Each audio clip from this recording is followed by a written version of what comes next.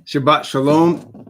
Greetings to the 12 tribes scattered according to Bible prophecy into the four corners of earth through oppression and slavery because of disobedience that are now returning and awakening to the truth of who they are and bringing back obedience to the Father Yahweh. Greetings to you. Greetings also to those that are now listed among the 12 tribes, grafted in, as it were, though not the bloodline, but through faith in the Hebrew Messiah. Greetings to you. Blessings upon those that work in the healthcare field trying to save life. Blessings upon those that pick up garbage for us to keep our places clean. Blessings upon those that make deliveries for us. Double blessings on those trying to deliver boys and girls, babies, men and women and children from perversions of sex slave operations and human trafficking. Blessings, double blessings on those that are trying to help those that are being victims of child molestation and victims of pedophilia. Curses upon the ones that practice these things and support these industries. Finally, blessings upon those that are trying to help the homeless. 600,000 in the United States alone without a roof over their head. Millions around the world. Blessings upon those that are trying to help this terrible situation, and double blessings on them themselves, for theirs is the kingdom. We have been studying the prophecy of Jeremiah, and we're continuing our study. Also blessings and welcome to those in the chat. We have been in those in Power Talk. Let me just make sure Power Talk is going good. Blessings on those in Power Talk. Okay, Bataman, we got that side good. Okay. Blessings upon y'all as well, and welcome. We are studying the prophecy of Jeremiah. We studied the first 15 chapters. Last night we studied chapter 15. And along with all prophecy, as we can see, all prophecy relates to what we're dealing with right now. See, all prophecy in the Bible always has usually double meanings. When I say double meanings, I mean there's a application that applies to the time of the prophet, and there's an application that applies to the time of the 144,000, which is today. Okay. The only way for a person to understand these things is to have actually read the book. The only one that knows the future is not a palm reader or a tarot card reader or a psychic. They don't know the future. They only know what Asatan tells them about what he's going to do in the future. That's what they know. What Asatan tells them what he's going to do in the future. That's what they know. They don't know the future. The only one that truly knows the future is the Most High Yahweh and his son, Messiah Yahweh Shah. They're the only ones that know the future. And they have told their people the future in this book. When they did that, the Bible calls it prophecy. It teaches us the future. It shows us what's to come. Jeremiah is such a one that has been appointed by the Most High to teach us the future, because he is a prophet. Now, I want to go into, before we start Jeremiah, I want to go into an order. There is always an order of things in the Bible, always an order, and it starts from the beginning. When the Most High made Adam, the Bible tells us he made Adam in his own image. Adam was made in the image of Father Yah. Eve was made in the image of Adam. Okay? Adam was made in the image of Father Yah, and Eve was made in the image of Adam, and both of them were covered in the light of perfect righteousness. That was the original. So that when the earth was created, it was created in an atmosphere of perfect balance, perfect harmony, perfect righteousness. That was the initial atmosphere, the initial state of the earth. Following that came rebellion. Rebellion followed righteousness. That's the order. Righteousness first and light, followed by darkness and rebellion. And that's the beginning. We know the end. Revelation chapter 22 shows us the end. Revelation chapter 22, beginning at verse 1. Revelation chapter 22, beginning at verse 1. So we saw the beginning started with righteousness, and then it followed rebellion. Rebellion is another word in the Bible for the word unbelief.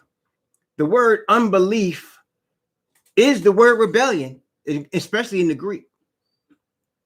So that when we're talking about unbelief, we're talking about rebellion against the Father. When we're talking about sin, we're talking about transgression of his commandments. So we started in perfect righteousness and harmony and balance on the earth.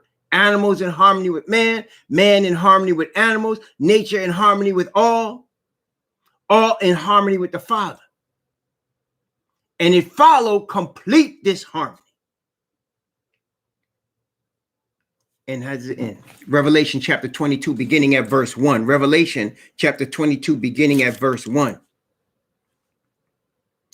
And he showed me a pure river of water of life, clear as crystal, proceeding out of the throne of Yah and of the Lamb. In the midst of the street of it, and on either side of the river, was there the tree of life, which bare 12 manner of fruits, and yielded her fruit every month. And the leaves of the tree were for the healing of the nation. And there shall be no more curse, but the throne of Yah and of the Lamb shall be in it, and his servants shall serve him. And they shall see his face, and his name shall be in their foreheads. And there shall be no night there, and they need no candle, neither light of the sun, for Yahweh Most High giveth them light, and they shall reign forever and ever. And he said unto me, these sayings are faithful and true. Yahweh Most High of the holy prophets sent his angel to show unto his servants the things which must shortly be done. That's the end. Okay.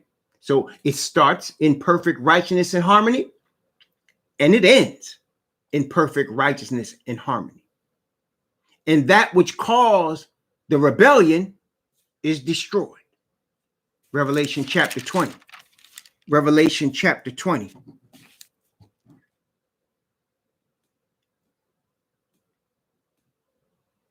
Actually, Revelation chapter 20. I'm going to begin at verse 7 and read down to verse 15. Revelation 20 from verse 7 down to verse 15. Notice what it says. And when the 1,000 years are expired, Satan shall be loosed out of his prison, and shall go out to deceive the nations which are in the four quarters of the earth, Gog and Magog, to gather them together to battle, the number of whom is as the sand of the sea. And they went up on the breadth of the earth, and compassed the camp of the saints about, and the beloved city. And fire came down from Yah out of heaven, and devoured them. And the devil that deceived them was cast into the lake of fire and brimstone, where the beast and the false prophet are, and shall be tormented day and night forever and ever. And I saw a great white throne, and him that sat on it, from whose face the earth and the heaven fled away, and there was found no place for them. And I saw the dead, small and great, stand before Yahweh, and the books were opened, and another book was opened, which is the book of life. And the dead were judged out of those things which were written in the books, according to their works. And the sea gave up the dead which were in it, and death and hell delivered up the dead which were in them.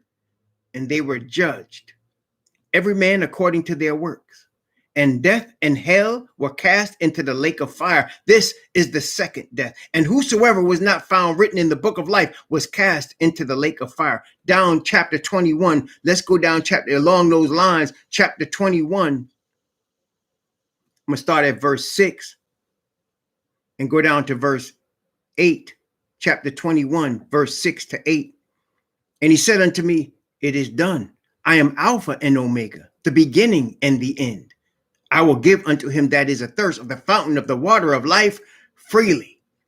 He that overcometh shall inherit all things, and I will be his most high, and he shall be my son.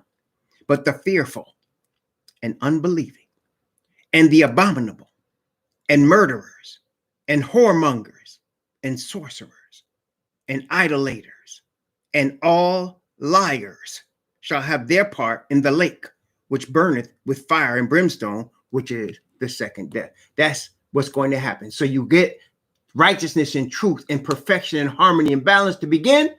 You got righteousness and truth and perfection and harmony and balance to end. And in between, that which rebelled against righteousness and truth will be completely annihilated and will cease to exist forever. This order is all through the Bible. So what we are seeing now, the Most High chose Abraham as his servant of righteousness. And he told Abraham, I'm going to cause your children to inherit the land of Canaan, which was a land filled with those of rebellion.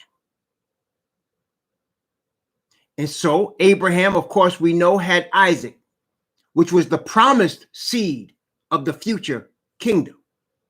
Isaac had twin sons, Edom and Jacob. Jacob gained the blessing as the promised seed of the future kingdom.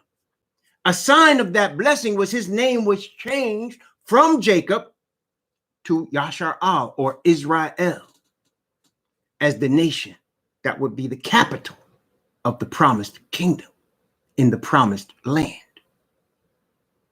That nation, as we know, rebelled against Yah. Again, the same order. We start off with righteousness. We go to rebellion. What's next? We see, as we're studying the book of Jeremiah, and as we study the book of Revelation, and all the prophets, we see that the children of the kingdom rebelled. They rebelled by worshiping the gods of the nations of the one that started the rebellion. And in that, they were punished by being allowed to be taken captive by those nations that worship the other gods until the time of their awakening, when the Most High will now bring them back.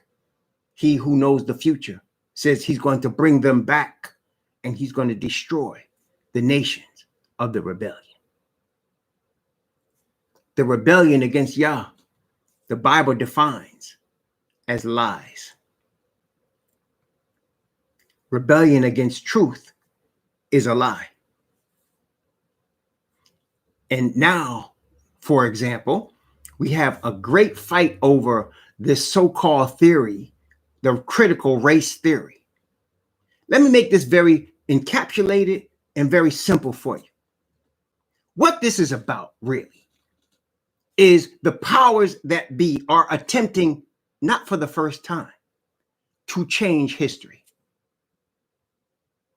They're trying to deny the results of what we see every day and change history. The people don't want to know that the United States of America was founded on lies. And because it being founded on lies, it has to, by logic, be destroyed. So in order to hide that, they want to change history and deceive people. So that what you see in terms of, listen, when I'm talking to you about nearly 600,000 people homeless in what is being called the greatest nation on the planet, you have a problem. There is no homelessness in Yah's kingdom. And then I've been looking, I'm into this, so I look at a lot of videos on homelessness and videos on people that's helping and people that have something to say. People have something to say, well, they're all on drugs, so they deserve it. And some of them purposely live that lifestyle. And the ones that make mistakes, they just dumb. And that's why they deserve to be homeless. That's Satan's kingdom talking. The truth is, any society, any nation or kingdom that produces a situation in which this happens is an unrighteous nation. Any nation. It doesn't matter if somebody just checked out. Why did they check out? It doesn't matter if somebody's on drugs. Why did they go on drugs? It's not because they're stupid. No, the stupid ones are the ones that believe lies. They're the stupid ones. Any situation in which the result is 600,000 people homeless, it shows you it's an unrighteous nation. And a nation that's supposed to be built on freedom, that has the most prison population, more than the next 10 nations combined, shows you something is wrong. But instead of facing that, they want to try to change the history. You're looking right at it when you see the prison population, when you see ghettos. I was looking the other day. This dude was going through the worst ghettos in the United States. In fact, there's two different dudes. There's a Hebrew that does it, and then there's this Caucasian boy that does it. The Caucasian boy points out how dangerous it is, how the cops can't stop it, and how the people are just bad people that do this. They're just bad people. Let me explain this to y'all. When you're seeing crime on the street level, listen to me carefully. It did not begin on the street level. What you're seeing on the street level is the results of what began many levels above the street. Let me say that again, because some of y'all want to be willfully ignorant. But let me explain. When you're talking about cops on the street, you're talking about the last lines of defense. You're talking about things that are happening on the street that are the results. It's like this. When somebody gets lung cancer, right? That's not the beginning of the problem, right? The problem happened to whatever the lifestyle was that caused them to practice and get into lung cancer. You see what I'm saying? So in other words, the cigarette industry that profits, the tobacco industry, which all these people out of Virginia, North Carolina, South Carolina made generational wealth. That's where it started. The creation of the industry for the enrichment of the top people is how it started. Then the commercialization in the media and glorification of smoking is how it started. Then you get young kids hooked on it. That's how it began. And then when you see the lung cancer, that's the end result. So in order to stop the lung cancer, you got to stop the injury from the beginning. But if the country is partially built on that industry, what are you going to do? And this whole situation with criminals and all the things you've seen, the carjackings, the guns in Chicago, you're seeing the end result. This started when people in high places decided, first, let's redline communities. What do I mean by redline? Let me just explain that to you again. Redline means we're going to separate out a part of a geographic area. And inside the lines of this geographic area, we're not going to allow insurance to be sold so that the buildings could be protected in case of fire or disaster. We're going to cause the males that are in that area to suffer higher levels of unemployment and lower levels of income. We have designed the area for that. We're going to allow you to be able to only live there because it's going to be low income. We're going to allow drugs to come from faraway places like Afghanistan and Central America to be focused in that area. We're even going to bring guns and bullets and drop them off in there. And you mix that around, you mix that formula around for 40, 50 years, and you got what you're seeing right now. Then they say, well, the cops should stop it. Once, a long time ago, I met a woman. And she was telling me about her husband. I talked to her husband on the phone. I was doing some financial business with them, but I never actually met him. And she was telling me that he started performing all types of sexual perversions with her, and she didn't like it. You know, and she was upset. She was calling out for help.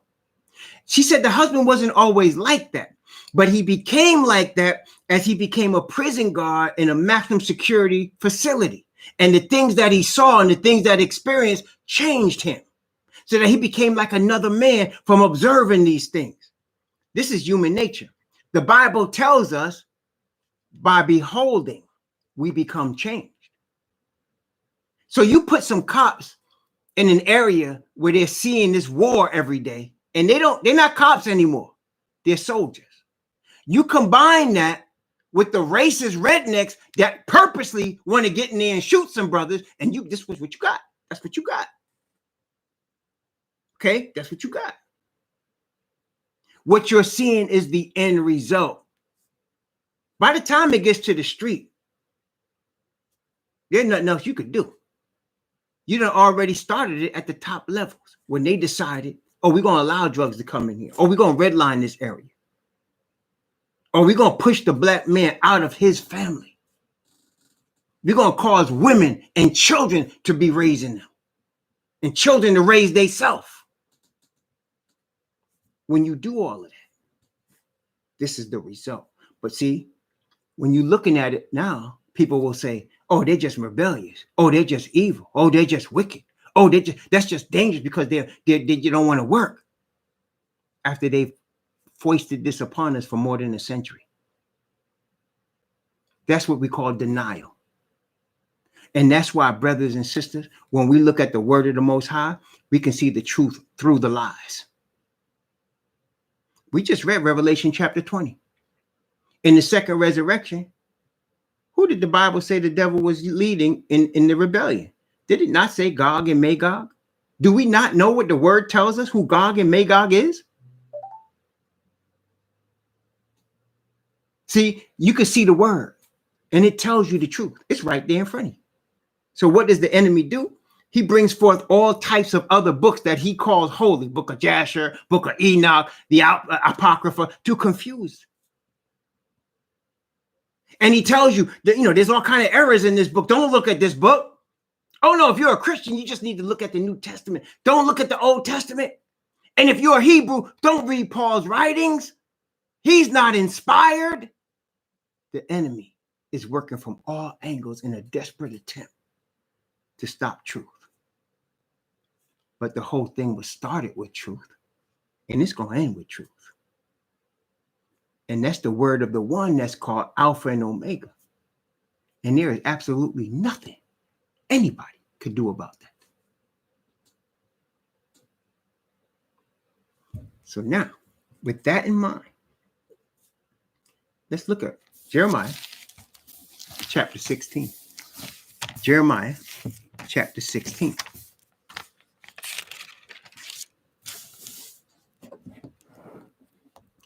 So what did the Most High say to his Hebrew prophet from the tribe of Levi, Jeremiah? Let's read beginning at verse 1, Jeremiah chapter 16. The word of Yahweh came also unto me, saying, thou shalt not take thee a wife, neither shalt thou have sons or daughters in this place. For thus saith Yahweh concerning the sons and daughters that are born in this place, and concerning their mothers that bear them, and concerning their fathers that begot them in this land. They shall die of grievous deaths. They shall not be lamented, neither shall they be buried. They shall be as dung upon the face of the earth, and they shall be consumed by the sword and by famine. And their carcasses shall be meat for the fowls of heaven and for the beasts of the earth. Now, we read that in another place about another people. This is talking about our fathers, the ancient people of Israel, who had started worshiping other gods. And as a result of worshiping the gods of the nations, that's the other gods, because again, the Bible tells us that Yah only revealed himself to Abraham's seed. He only revealed himself to Israel. And we've seen the scriptures many times in the Psalms. We've seen the scriptures in Deuteronomy. We've seen the scriptures in Amos. We've seen the scriptures in Zephaniah. We've seen the scriptures in Zechariah. They're all over the place. He only revealed himself to the Israelites. Somebody say, what about the rest of the world? The goal was for the Israelites to be the conduit or the connection to the rest of the earth about their Father Yah. And it's going to be that way at the end. You say, well, what about all the religions now? Your fathers have inherited lies. They have inherited lies. So here, what we're seeing happen to the Israelite people, according to the order that we're talking about, when we talked about a restoration of the Israelite people, when you see this happening to them, we know for a fact that the only people that's going to be able to do this to them are the heathen. They're not doing it to themselves. So the heathen are going to kill them and leave their bodies, or have killed them and left their bodies to be, food for birds. Didn't lament over the murder of them and destruction of them. Destroyed their places. The heathen did that to the Israelites because of the Israelites' rebellion against the only true God. But now we also know that this is going to be reversed just by the order that we've already talked about in the Bible. It's going to be reversed. So what happened to the Israelites is going to end up happening to the heathen that did it to them. We'll see it very clearly as we continue. But here, matter of fact, let's look at the heathen version of what we just read in Jeremiah 16, 1-4. Let's look at the heathen version of it in Revelation chapter 19. Revelation chapter 19. And let's look at two witnesses to the heathen version of this. Revelation chapter 19, beginning at verse 17 and read verse 18. Revelation 19, 17. In fact, let's look at 17, 18, and 19. And I saw an angel standing in the sun, and he cried with a loud voice, saying to all the fowls that fly in the midst of heaven, come and gather yourselves together unto the supper of the great Most High, that ye may eat the flesh of kings, and the flesh of captains, and the flesh of mighty men, and the flesh of horses and of them that sit on them, and the flesh of all men, both free and bond, both small and great. And I saw the beast and the kings of the earth and their armies gathered together to make war against him that sat on the horse and against his army. So you see that happening to the Israelites in Jeremiah 16, but at the end, it's going to happen to the heathen that did it to the Israelites. One more witness, Ezekiel chapter 39. And again, let's start Ezekiel 39. Go from verse 1 down to verse 5. Therefore, thou son of man, prophesy against Gog, and say, thus saith the Most High Yahweh, behold, I am against thee, O Gog, chief prince of Meshach and Tubal, and I will turn thee back and leave but the sixth part of thee, and will cause thee to come up from the north parts, and will bring thee upon the mountains of Israel, and I will smite thy bow out of thy left hand, and will cause thy arrows to fall out of thy right hand. Thou shalt fall upon the mountains of Israel, thou and all thy bands, and the people that is with thee. And I will give thee unto the ravenous birds of every sort, and to the beasts of the field to be devoured. Thou shalt fall upon the open field, for I have spoken it, said the Most High Yahweh. So again, second witness. So you can see here in Jeremiah, it happened to our people, but at the end, it's going to happen to the heathen that brought it to us. Okay? Praise the Most High. The order is always the same. Okay? And also, the spirit of rebellion is always the same. So that what I just said to you, though I read it from the word, there are going to be people fighting it tooth and nail as they're fighting this critical race theory because they're afraid to look at the true history.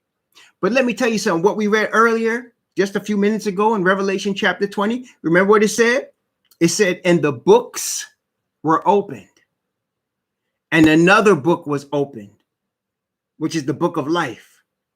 And the dead were judged out of those things that were written in the books according to their works. You see, they could try to change history in the schools, but you cannot change the history written in the courts of the third heaven. And every man and woman is going to face that history. You can't change it. You can't lie about it. You can't erase it. And the word of the Most High, to prophetic utterance of the God of the Israelites, shows us the truth. Can't hide that.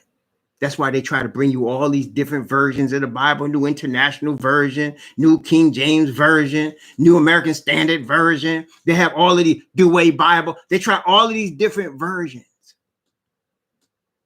so that they could try to change the word and bring confusion. Babylon's prosperity is based on its ability to confuse, to divide and conquer. I think we understand that. Based on its ability to bring confusion and to divide and conquer. Right? But as those that are the awakened Israelites come back to their God, the order that has been prophesied will continue and will come to pass. As we awaken, we bring the awakening to the planet. And those that are with it, and those that are not, are not. It's just as simple as that. I love the simplicity of the Most High. Truth is truth and a lie is a lie. Praise Most High. Jeremiah chapter 16. So now the Most High is showing his Israelite prophet what's going to happen to his people. Of course, that would not make any Israelite happy or any person, if you're talking about their own bloodline. But let's continue. Jeremiah chapter 16, verse 5. Thus saith Yahweh, enter not into the house of mourning, neither go lament nor bemoan them, for I have taken away my peace from this people, saith Yahweh, even loving kindness and tender mercies. Just a reminder, what happened to us is going to happen to them. What happened to us in the beginning happens to them at the end. Just a reminder. Both the great and the small shall die in this land. They shall not be buried, neither shall men lament for them, nor cut themselves, nor make themselves bald for them. Neither shall men tear themselves for them in mourning, to comfort them for the dead. Neither shall men give them the cup of consolation to drink for their father or for their mother. Thou shalt not also go into the house of feasting, to sit with them to eat and to drink. For thus saith Yahweh of hosts, the Most High of Israel, behold, I will cause to cease out of this place in your eyes and in your days the voice of mirth and the voice of gladness, the voice of the bridegroom and the voice of the bride. Wait a minute. We read this before. I will cause to cease the voice of mirth, the voice of gladness, the voice of the bridegroom and the voice of the bride. Now he's talking about Israel right here. Our punishment for worshiping other gods. But we read this somewhere before. Do y'all remember? Let me remind you. Revelation again. See how all the prophets speak in Revelation? Revelation chapter 18 is where we saw it. Revelation chapter 18. Revelation chapter 18. I'm going to begin Revelation chapter 18. I'm start at verse 20. And go down to verse 24. Revelation chapter 18 from verse 20 to verse 24. Rejoice over her, thou heaven, and ye holy apostles and prophets, for Yahweh hath avenged you on her. And a mighty angel took up a stone, like a millstone, and cast it into the sea, saying, thus with violence shall that great city Babylon be thrown down, and shall be found no more at all. And the voice of harpers and musicians, and of pipers and trumpeters shall be heard no more at all in thee. And no craftsman of whatsoever craft he be shall be found any more in thee. And the sound of a millstone shall be heard no more at all in thee. And the light of a candle shall shine no more at all in thee. And the voice of the bridegroom and of the bride shall be heard no more at all in thee. For thy merchants were the great men of the earth. For by thy sorceries were all nations deceived. And in her was found the blood of prophets and of saints and of all that were slain upon the earth. So you can see it starts off literally and locally with the ancient people of the children of Abraham, Isaac, and Jacob, of which we are the descendants of those, our ancestors. Starts off with us, ends up with them. Ends up with them. And guess where we live right now? We live at the end. Jeremiah was showing where it began. We live at the end. Jeremiah chapter 16. Jeremiah chapter 16, beginning again at verse 9 and going from verse 9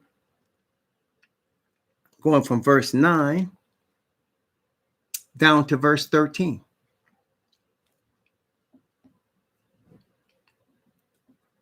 For thus saith Yahweh of hosts, the Most High of Israel, behold, I will cause to cease out of this place in your eyes and in your days the voice of mirth and the voice of gladness, the voice of the bridegroom and the voice of the bride. And it shall come to pass, when thou shalt show this people all these words, they shall say unto thee, wherefore hath Yahweh pronounced all this great evil against us? They said, why do you think he's going to do all this to us? Why do you think they would ask such a question? Because they were so used to believing lies that when the truth came at them, they didn't want to believe it. Wait a second, y'all. Can we think about where we are right now in this millennium? Isn't that the response to truth now from the heathen round about us? Isn't that the response? Isn't that part of the attack from our own brethren on us? Isn't it? As it was in the beginning, y'all know, so shall it be at the end. There is no new thing under the sun. What happened before is happening now. They asked the question, wherefore have Yahweh pronounced all this great evil against us? Them worshiping other gods, them offering their sons and daughters to fire, them worshiping the Queen of Heaven. And they're asking, why would y'all do this to us?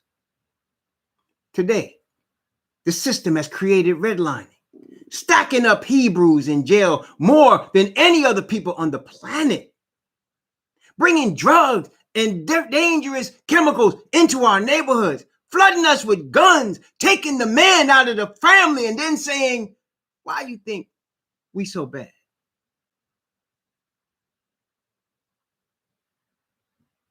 Why you think we so bad?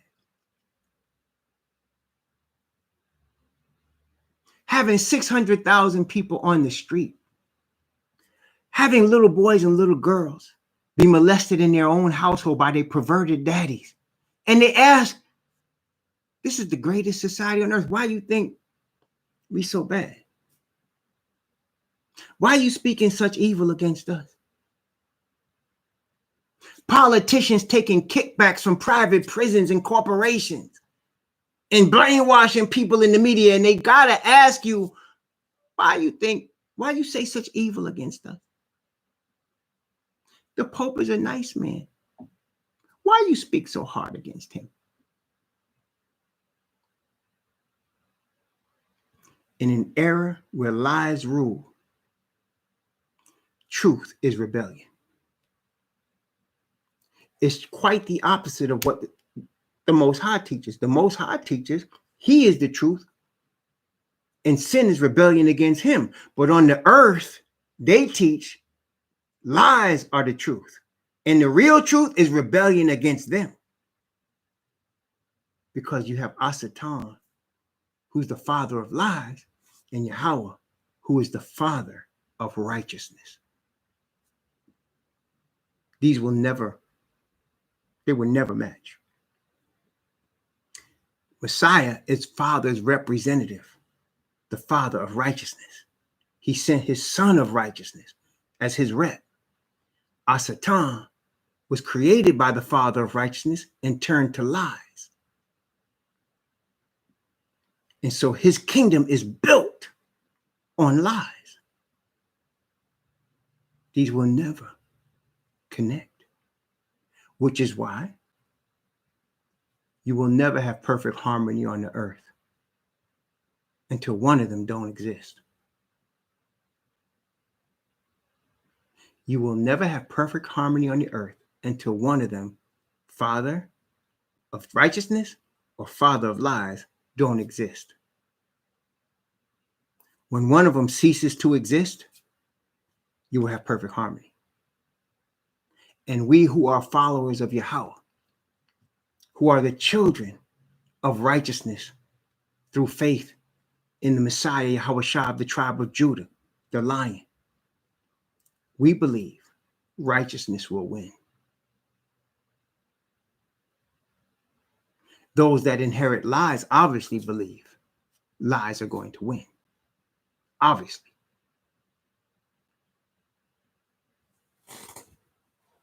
Let's continue. Jeremiah chapter 16. I'm going to start at verse 10 again. That was profound, was it not? And it shall come to pass when thou shalt show this people all these words, they shall say unto thee, wherefore hath Yahweh pronounced all this evil against us? Or what is our iniquity? Or what is our sin that we have committed against Yahweh our Most High? What did we do wrong? Watch Jeremiah from the Most High's mouth break it down for him. Then shalt thou say unto them, listen carefully. Again, mark of the beast. Remember the mark of the beast, y'all. Remember the image to the beast and the mark of the beast. Watch. Verse 11. Because your fathers have forsaken me, saith Yahweh, and have walked after other gods, and have served them, and have worshipped them, and have forsaken me, and have not kept my law. Wait, you want to know what the mark of the beast is? Just look at this and match it. It's very simple. Disobedience to Yah's law, the worship of other gods, forsaking Yahweh. And the Bible also, just in case we didn't understand that, it shows us that the people that will do the truth, that keep Yah's law, that will worship him alone, are a small remnant. And the dragon was wroth with the woman and went to make war with the remnant of her seed, which keep the commandments of Yahweh and the faith of Messiah, Yahushua. It tells you, when you see the majority going to all of these churches, you know right now, that's another God. And it's not hard. If the Most High is one, as the Bible says he is, why would he have the Jehovah's Witnesses create the Watchtower that says something different than the Mormons who created the Book of Mormon? And they both say something different than the Adventists in their red books and Ellen White. That's confusion. That is confusion. And guess what that is in confusion? Babylon. Because in confusion, the devil rules by keeping people divided and confused. He rules. Which is different than what Judaism said, which is different than what Hinduism said, which is different than what Buddhists say. Confusion. That's the God they worship. The Bible said, and all the world wondered after the beast. And they worshiped the dragon, which gave power to the beast. And they worshiped the beast, saying, who is like unto the beast? Who is able to make war with him? He rules the earth. In confusion. And I beheld another beast coming up out of the earth. And he had two horns like a lamb, and he spake as a dragon. And he exercises all the power of the first beast before him, and causes the earth and them which dwell therein to worship the first beast, the one of confusion and lies, whose deadly wound was healed.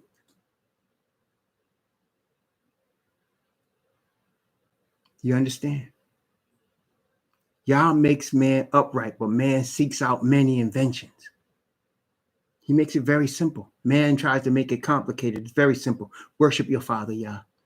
You don't need a church or a denomination or anyone. Worship your Father Yah. You get to him through your Messiah, the tribe of Judah Messiah, Yahweh Shah. Not the European one that they misrepresent the true Messiah and with the pictures that are blasphemous, that break the first commandment. Do you realize the pictures that they make of the so-called Jesus violate the first commandment, which is the one that causes the mark of the beast? Do you realize that? When they start telling you he's a Caucasian man from Europe, do you realize that that's the violation of the first commandment? I am Yahweh, thy most high, which brought thee out of the land of Egypt, out of the house of bondage. Thou shalt have no other gods before me. Thou shalt not make unto thee any graven image or any likeness of anything that is in heaven above, or in the earth beneath, or in the water under the earth. Thou shalt not bow down thyself to them, nor serve them. That's the second commandment right there. The first one, thou shalt have no other gods before me. The second one, no images. They done made a whole bunch of images. Images of so-called saints, images of white Jesus, even black Jesus is an image. Images in churches and denominations that are claiming to be the truth. These are all lies. The Most High's people worshiped an invisible God. I know that sounds crazy, but that's what they did. They worshiped an invisible God whose voice was only heard by them. He only revealed himself to them. And they were supposed to reveal him to the earth. Why do you think the Apostle Paul was sent? He only revealed himself to Apostle Paul's people. And that's why Apostle Paul and Barnabas, the Levite priest, that's what Barnabas was. They call him Barnabas, right? Barnabas, that means the son of consolation. Bar in Greek means son. It's Ban in Hebrew. Ban, like Ban Yamin, which is Benjamin, son of the right hand. Bar is in the Greek. Bar Labah, which is son of consolation. He was a Levite priest. And he sent the Levite preacher who was ordained to teach the Gentiles with the Apostle Paul about the only true God of Israel. You understand? Let's continue. Isn't this powerful, man? This word is something else, man. I mean, when you really have respect for Yah and for his word, he reveals everything. There's nothing hidden, and there's no need to be confused. Please read the Bible. Genesis to Revelation, all 66 books. Read it. And when you finish reading it, it'll take you about a year. When you finish reading it, guess what? Read it again. And read it a third time. And keep reading it until the day comes when they come and take these Bibles from you because you've been too dangerous with the Bible in your hand. When they start labeling you a dangerous cult. Oh, that's coming. You know that's coming. You know that's coming. They're going to have agents create disturbances that call themselves followers like we are followers. They're going to say, oh, we're Hebrew Israelites. And they're going to create disturbances and commit murders and do all kinds of things. And these are agents. Because the true Hebrews speak from this word alone. And the Spirit bears witness. Somebody asked me the other day, do you have the Spirit of the Father? Do you have the Holy Spirit working in your interpretation of Scripture? And I said, listen to those that, ask those that hear me. They'll bear witness. You know how I learned to say that? From my teacher, our teacher, Messiah. That's what he answered when the scribes and Pharisees said, what is this we hear about you? He said, ask them that heard me. They'll bear witness. Then the heathen man came. Pilate, what is this? He said, I came to bear witness to the truth. Those that are of the truth will hear my voice. That's the thing, brothers and sisters. That's why we don't have to argue with people. You have to argue with nobody. You understand? You got to argue with nobody. The truth is the truth anyhow. Whether people try to change it, fight with it, whatever they're doing, it's still the truth. You can't change it. Just like you can't change the sky from being the sky.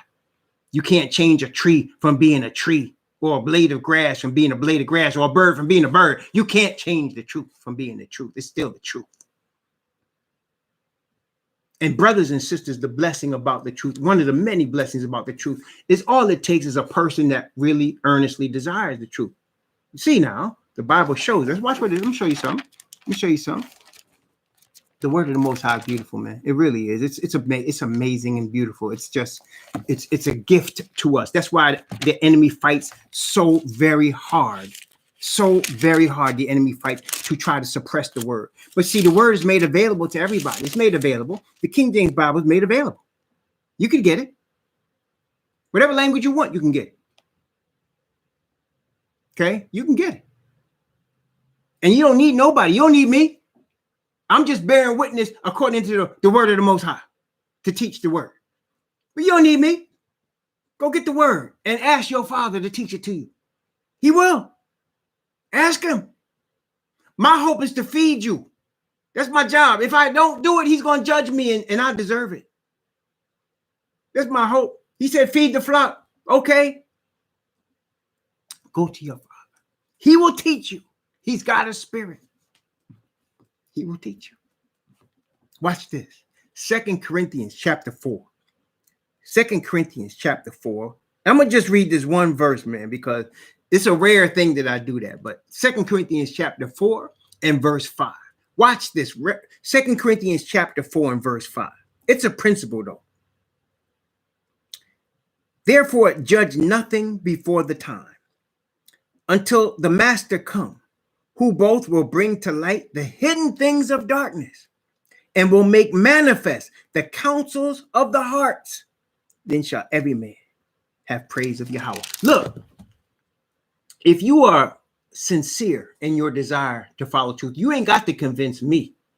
You got to convince Yah. And if he don't believe you, because you're being fake. But any person that sincerely wants truth, the heart is being read by the angels of Yah and by the Father Yah. The heart is being read by the Messiah. They know whether you're being honest and truthful or not, or whether you got an agenda. That always is being made manifest to them. Don't be a fool. Be honest with the Most High Yahweh about what really is in your heart. And if you don't know, and that's entirely possible in this Babylonian age of confusion, ask your Father, show me myself, brethren. He will. Oh, yes, he will. He did it to Job. He'll do it to you. He'll show you what you really are. When Job saw what he really was, he said, I'm going to lay my hand on my mouth. I repent in dust and ashes. That's what Job said at the end. And the Most High blessed him because he said that, because he had that acknowledgement. So look, people can fool people all day, every day that happens. But you cannot fool Yahweh. Okay? He's looking for those that are sincerely seeking to worship him. Sincerely seeking to worship him in spirit and in truth. And he knows the heart. You may not be on the same wavelength as me in terms of, we may not be in the same doctrine yet. I say yet because on the sea of glass, all of us going to be in the same doctrine. But people coming at it from different angles. I understand that. All of us are coming out of Babylon confusion. All of us coming out of Babylon confusion. Excuse me. Devil trying to interrupt me here. I got a trick for him. Got a trick for him. So, all of us coming out of Babylon confusion. Okay, so not all of us going to be on the same page right now coming out of that, but all of us going to end up on the same path. All of us going to end up on the same path. Okay, so the Most High knows when you're being sincere, and that's really all it takes. A sincere heart that wants to glorify Father Yah and know the truth. Somebody that's not trying to glorify themselves, not trying to get paid off of it, not trying to make money, not trying to create their own empire. Somebody that's trying to serve the Father Yah in spirit and in truth. Somebody that's trying to do the right thing. That's all he needs. He finishes the work. He which hath begun a good work in you will perform it unto the day of Messiah. That's the promise. It's not us that make ourselves righteous. It's Father that brings righteousness to us. Praise Yah. Back to Jeremiah chapter 16. Beginning again at verse 11 and going down from verse 11 down to verse 13. Then shalt thou say unto them, because your fathers have forsaken me, saith Yahweh, and have walked after other gods, and have served them, and have worshipped them, and have forsaken me, and have not kept my law, and ye have done worse than your fathers. For behold, ye walk every one after the imagination of his evil heart, that they may not hearken unto me. Therefore, I will cast you out of this land, into a land that ye know not, neither ye nor your fathers, and there shall ye serve other gods day and night, where I will not show you favor. Boy, has that come to pass. Has it not? We've been cast into a land that's not known by our fathers, and we serving other gods day and night, and we done not being shown favor. You can't get this. You can't get more plain than that. Verse 14. Therefore, behold, the days come. Oh, this is important. Watch this.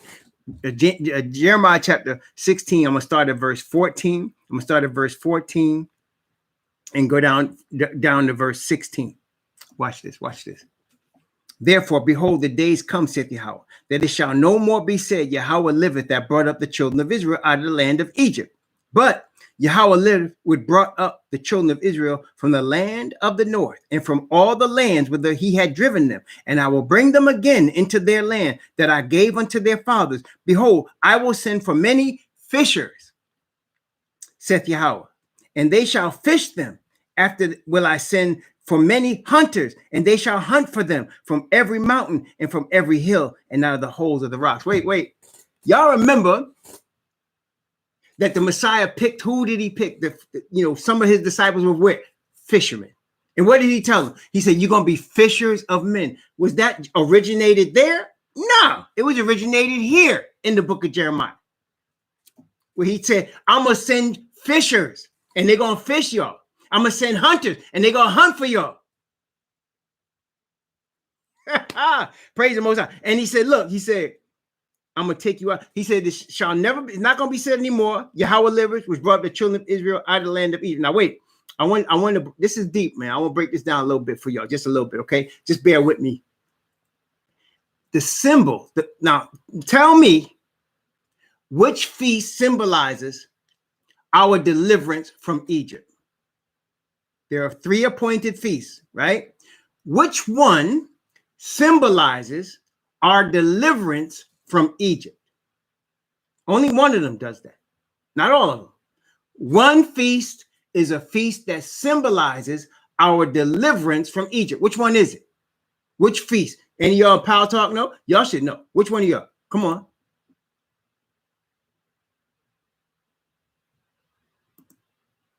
That's right. That's right. Castro got it's the Passover. So the Passover is why I call Passover, because the angel passed over them, right? And except those that had the blood on the post in the deliverance from Egypt. Y'all got that? So in other words, the night they were delivered was called what? The Passover. And they had what? The Feast of Unleavened Bread. That's a feast commemorating the deliverance of the children of Israel out of Egypt. You got that? Everybody got that? So it's this feast. So he said, it shall no more be said that the Yahweh liveth that brought the children of Israel out of Egypt. So in other words, there's something else that's going to be more appropriate for what he's about to do. Verse 15, but Yahweh liveth that brought up the children of Israel out of the land of the north and from all the lands whither he had driven them, and I will bring them into their land that I gave to their fathers. Which feast symbolizes you're coming into the land that he gave your fathers and you'll never have to leave again? Which feast symbolizes, there are only 3, which of the 3 feasts symbolizes the children of Israel coming into the promised land and never having to leave again? And I'm going to give you a big hint right now, having a permanent home. That's right. That's right. Tabernacle. That's exactly right. Home is the tabernacle. It's called what? The Feast of Tabernacles. Because that feast is when the Israelites come together in the place appointed by Yah, which is New Jerusalem, that says you'll never have to wander ever again. You'll never be scattered ever again because of iniquity. You'll never have to worry about your land being taken from you. You're a home. That's what the word tabernacle. It's a home. Tabernacle. Feast of Tabernacles. And they dwelt in booths to symbolize that they had come through the wilderness, dwelling in temporary homes until they were in their permanent home. Feast of Tabernacle has another term applied to it. That's another way it's being called, aside from the Feast of Tabernacle, is called the Feast of Ingathering, because he's gathering together his children from being scattered and bringing them back home. Bringing them back home. You know, I had a friend a long time ago. He's still my friend. I haven't seen him in a while. And we both lived in Connecticut. And he was from Georgia, right? He was initially from Georgia. He grew up in Georgia. And every once in a while, we'd be talking about where we would like to live. And he would say, this is not my home. And I knew what he meant. What he was saying was Georgia was his home. He said, this is not my home. So he moved from Connecticut to North Carolina. And I came to visit him in North Carolina. And he said, this is not my home. And when he lives in Georgia. And he says he's now home. Well, brethren, I want to tell you, and you should know, no place on this earth is really our home. But when this comes to pass, Yahweh liveth, he says, behold, I will send, he said, I will live, which brought up the children of Israel out of the land of the north and from all the lands whither he had driven them. That's when we're going to be coming home. And you know, and I know, like when you got a place that you call home, there's a certain feeling you get, right? I mean, there's a certain comfort level, a certain familiarity with the place. And the place has a familiarity with you because that's where you were from. That's where you come from. That's your home. Man, can you imagine what it's going to be like when he brings us really home? Can you imagine how it's going to feel when you are never going to have to worry about being taken from your home? Nobody's going to take it from you. You'll never get foreclosed.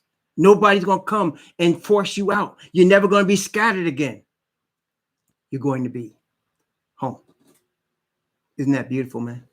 That's why the Feast of Tabernacles is so important. And that's why we say Messiah's arrival will be on the time of the Feast of Tabernacles. You don't know what year yet, but it's going to be at the Feast of Tabernacles. Okay? It's going to be at that time because that's when he's going to gather us and bring us home. Isn't that beautiful, man? That's a beautiful thing, yo.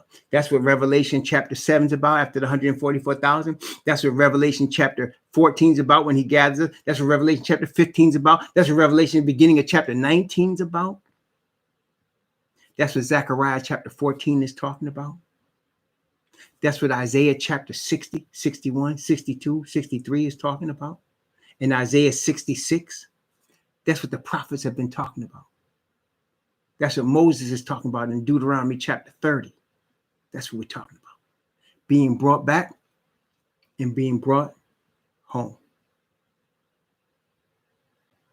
Everybody lives at an address, but not everybody has home.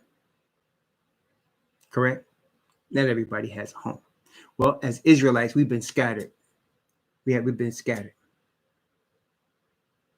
See? We were scattered. And so we're going to be brought home, not to Georgia, not to New York, not to Haiti or Jamaica. No, our permanent and eternal home. It's beautiful, man. It's a beautiful promise. We read it when we read Revelation today, Revelation chapter 22 and Revelation chapter 21. We're going to be brought home. That's the Feast of Tabernacles. And that's what he's talking about here, the Feast of Tabernacles. So let's take a look again. Jeremiah chapter 16, beginning at verse 14, and go down to verse 16. Therefore, behold, the days come, saith Yahweh, that I shall be no more, said Yahweh liveth, which brought up the children of Israel out of the land of Egypt. But Yahweh liveth, which brought up the children of Israel. Again, it's the children of Israel. Notice it said that. From the land of the north and from all the lands whither he had driven them, and I will bring them again into their land that I gave unto their fathers. Behold, I will send for many fishers. That the fishers are people like myself that are teaching the word to bring people back to prepare for home. To bring people back to Messiah, who introduces you to your Father so that you can be brought back home. The Gentiles say, well, what about us? If you diligently learn the ways of my people, to follow Yahweh, as you taught my people to worship Baal, you will be blessed in the midst of my people. We already read that in the book of Jeremiah. We already read it. If you diligent, let's go back. Revelation, Jeremiah chapter 12. Jeremiah chapter 12, verse 16 and 17. And it shall come to pass, if they diligently learn the ways of my people, to swear by my name, Yahweh liveth, as they taught my people to swear by Baal, then they shall be built in the midst of my people. But if they will not obey, I will utterly pluck up and destroy that nation, saith Yahweh. He's going to say this multiple times in the book of Jeremiah, multiple times. Of course, we know in other prophets he said it as well. But this is the point. He's calling Israelites and those that want to connect with the Israelites to the land. That's going to be home. It's not home right now because Gentiles are polluting it. Gentiles are there polluting it, calling themselves Israelites, and they're not, but they're the synagogue of Satan, according to the word of the Most High. So they're polluting them. That's why the Bible, when the Most High talks about the word as we are scattered off of it, he says it's desolate. That's what he calls it. He says, as long as you're not on it, it's desolate. So although there are human beings on the land, the Most High considers it desolate because his people are not there. But when we get there, first Messiah going to clean it up. He's going to clean it up for us. Then he's going to put the New Jerusalem there. Then we're going to inhabit it and we're going to be home. That's a beautiful thing, y'all. It's a beautiful thing. No place on this earth right now is our home. It's okay. That's why we could sojourn. My wife and I, we were surprised that the Most High had us stay in this particular area of Washington, D.C. And we know he's got something for us to do because generally every 5 years, he moves us. 5 to 7 years, he moves us. It's been our whole history and our whole 37 years of marriage. 5, 7 years, especially 5 years moving us. Matter of fact, it got to the point where my dear daughter said, man, it's been 5 years. It's almost time for us to move because they're so used to it. And now he has kept us here for 8 years and looks like we're going to be here for a few more years. So this was unusual because we understand. It's not like we want to move all over the place, but we understand that there's no place on this planet that's home until Yahushua comes and he brings us home. It's going to be beautiful, y'all. Man, that's going to be nice. Okay. Nice don't even quite describe it. I'm trying to be understated, but y'all know, woo, he's going to bring us home. Okay. And the fishers are the people that are teaching that. People that are teaching the truth, the people that are trying to get the children of Israel to the point of awakening and coming back to their father, to feed the flock. That's what he keeps telling us. Isn't that what he told Peter? When you're converted, Kapha, feed the people, feed my lambs, feed my sheep. And he calls the shepherds to feed the sheep. What are we supposed to feed you? That's what we're supposed to feed you. This is the real good vegan bread, y'all. This is the real good vegan bread right here. That's what we're supposed to feed you. And as you eat it, you're supposed to gain spiritual health, which is righteousness. Praise the Most High Yahweh. Let's continue. Jeremiah chapter 16. Oh, there's more here. We just got a few verses left, but boy, there's some TNT in here right now. Let's go to it. Jeremiah chapter 16. I'm gonna start again at that powerful verse 16 and go down to verse 19, where we're gonna smack dab into something else. Watch this. Behold, I will send for many fishers, saith Yahweh, and they shall fish them.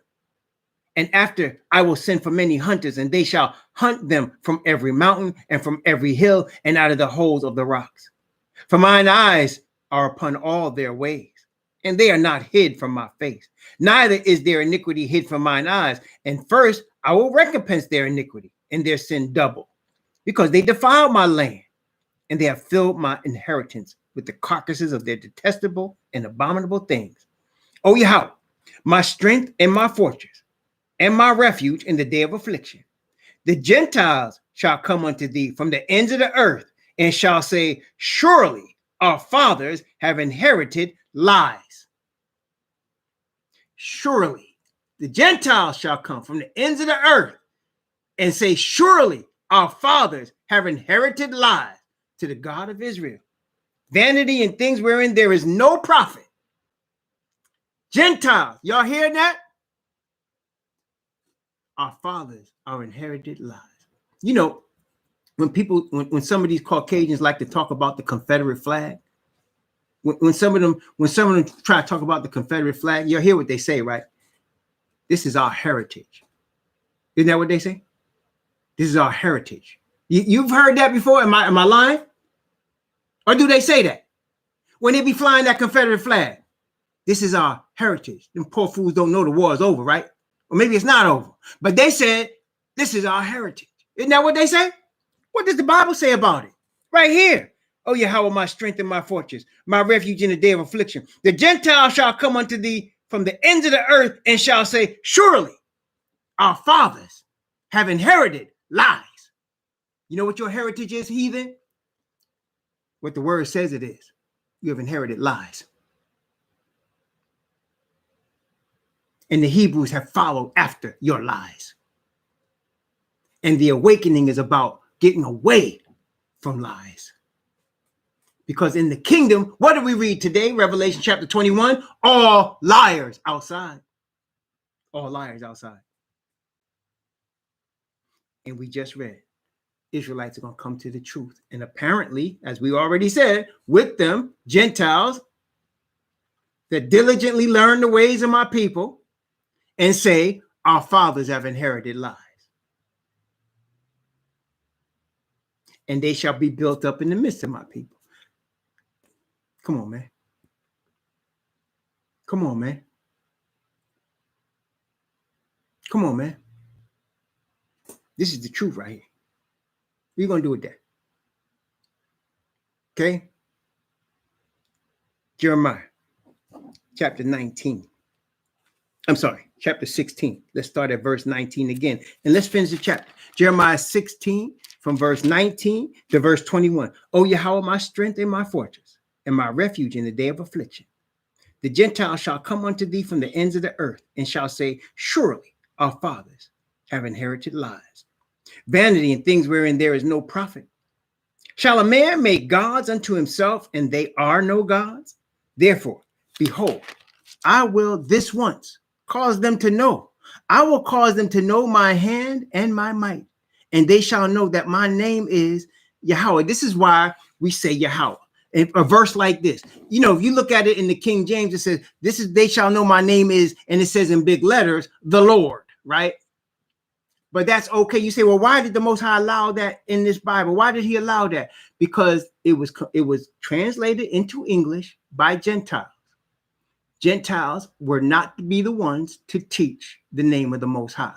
They are not called by his name. Y'all understand that? It is given to the Hebrews to teach the Gentiles Yah's name. That's why I'm telling you. I understand that there's ignorance out there, but understand the word Yahweh is not his name. That's not his name. That comes from Gentile messianics that's trying to teach us. That's not his name. Yahweh is his name. They shall know that my name is Yahweh. Yahweh comes from Gentile messianics. That's where it comes from, y'all. I'm just trying to be truthful with y'all. Some of y'all in that ignorance, just like I used to call Messiah Jesus. It's all good. We're all coming along. But I'm trying to tell you, that's not his name. Yahweh is not his name. Yahweh is his name. People might say Yahuwah. Okay. But it's definitely not Yahweh. They shall know my name. How are you Gentiles going to know his name? Because you just smart? No. You're going to know his name because you're going to learn it from his people. If you diligently learn the ways of Yah's people, to learn to say, Yahweh liveth, as you taught my people, white Jesus and Baal, then you shall be built up in the midst of my people. Very simple, isn't it? We praise Yah, man. We praise him. The truth, man. For those of us that are seeking truth of Yahweh, there's nothing else, man. Nothing else that's going to satisfy us but that. Just the truth. Praise the Most High Yahweh. Okay. That was Jeremiah chapter 16. Man, what a journey. That was Jeremiah 16. And by the grace of the Most High, the next is now 12:35 Eastern time. 12:35 Eastern time. Bathamam means it's 11:35 where you are. Bathamam.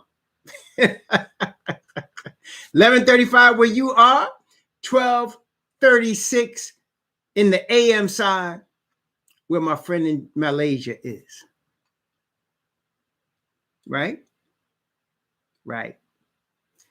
We'll come back by the grace of the Most High about 1:15.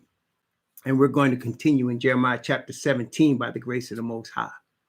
In the meantime, may the Most High bless you and keep you. May he cause his face to shine upon you and be gracious unto you. May he lift up his countenance upon you and give you peace. Shalom.